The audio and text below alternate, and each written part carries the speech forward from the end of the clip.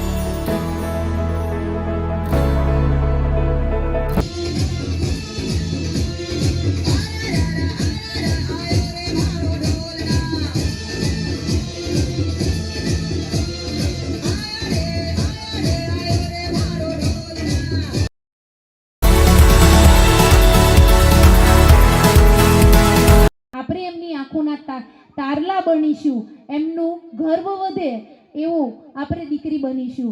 અને આ દીકરીઓને મારું એક સૂચન છે, એક દીકરી તરીકે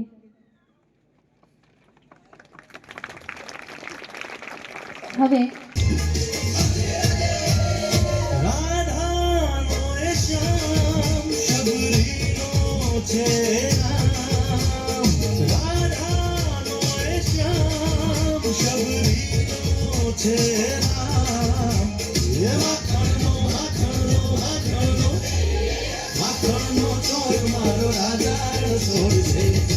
મને માયા માયા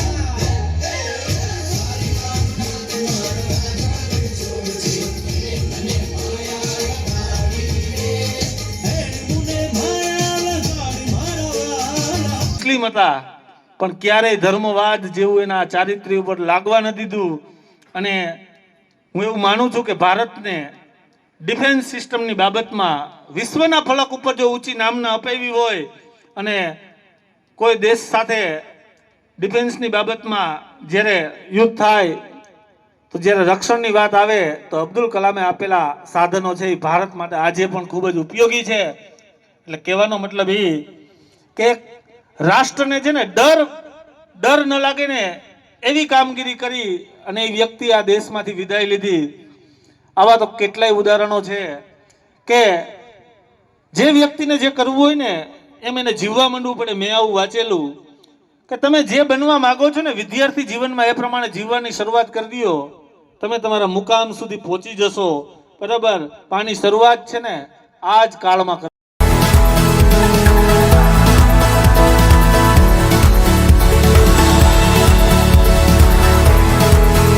and higher secondary school, Teruke.